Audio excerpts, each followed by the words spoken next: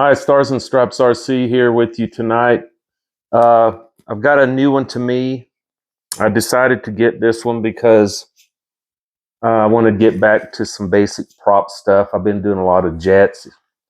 Not that I don't have prop planes. It's just I've been wanting to get this one and try it out. It's a pretty big plane. When it says 1400 millimeter, the wingspan is 55.1 inches, but the fuselage is 61 inches, so it's long.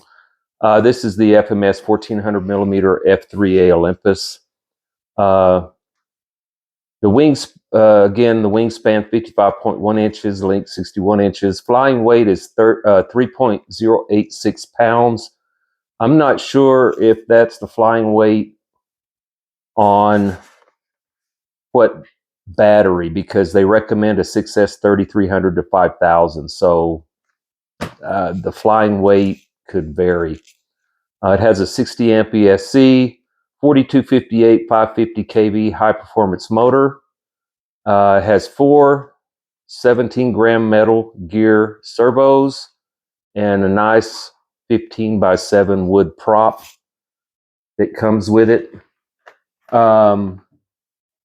I did some of the assembly prior to unboxing. There is a little bit of gluing you need to do. One thing you have to do is they send you, or well, the rudder has three of these pre-installed on the rudder itself.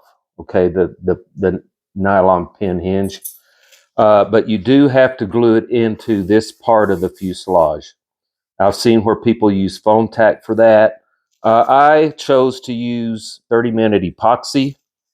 So it's been in there since this morning. It's good and solid. The extra ones, they send you 6 of these pin hinges. I assume is for if you want to hinge the ailerons with them. But that'll be later on down the road, because looking at one wing panel from the bottom side, the surface is a foam hinge, and it's a foam hinge on the ailerons and the elevator. So I could CA hinge the elevator if I wanted to. Your 17-gram servo, the control horns are not installed. You have to do that, but they do send the control horns with the back plates and screws, which is nice. Again, the other part that you have to glue is the side force generators on the wings here. I did do that with the FMS foam tack. That's really great stuff. If you don't have any, come and try it out. It's really good stuff. The other wing panel, same as the other. The red and blue is painted on. The white is just bare white foam. The only peel and stick is the Olympus decal and the silver on this. As well, on the bottom, the white is peel and stick, but the red is painted.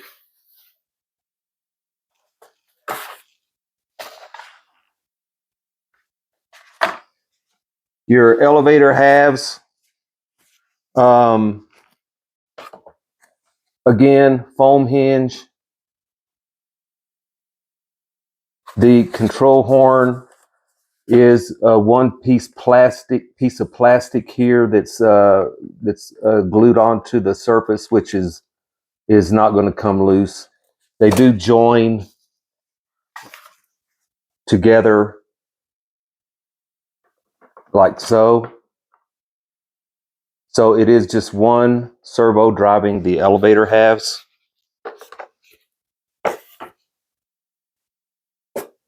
You have your top wing, which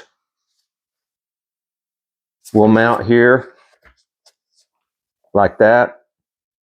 It's a really cool looking plane. I'm really excited to get it out and try it out. I'm not a 3D pilot by any means. I have a couple of moves I do, but this looks to me more like a pattern type plane.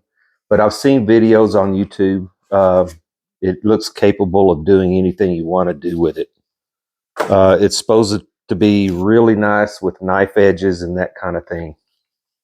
On the fuselage, the only thing that's pill and stick is the FMS aerobatic logo here, your numbers here, and the silver on it as well.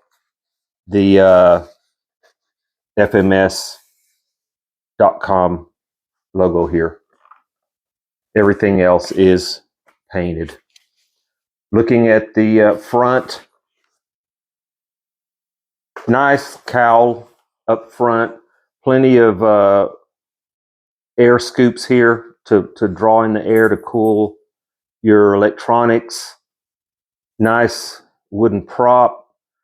This spinner I thought would have been, it looked to me like in the pictures that it might have been aluminum, but it's not, it's plastic. So we'll see how that balances out.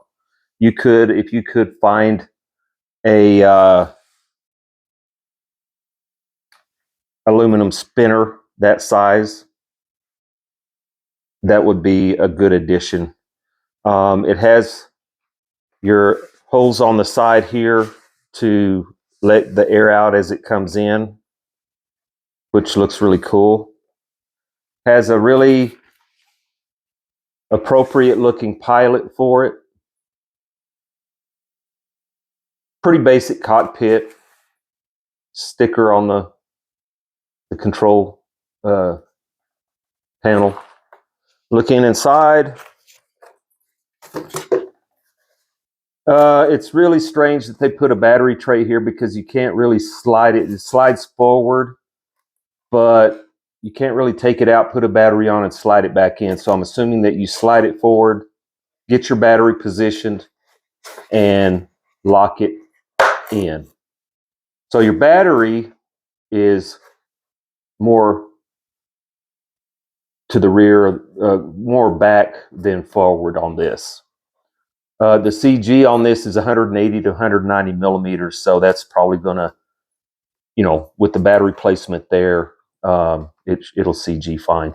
Now on the elevator and the rudder leads, I did run them underneath the battery tray. I also took a servo extension and connected it to my Y so that I didn't have to have a hard time fishing wires through the hole under there to get the aileron leads up through there and connected to my receiver.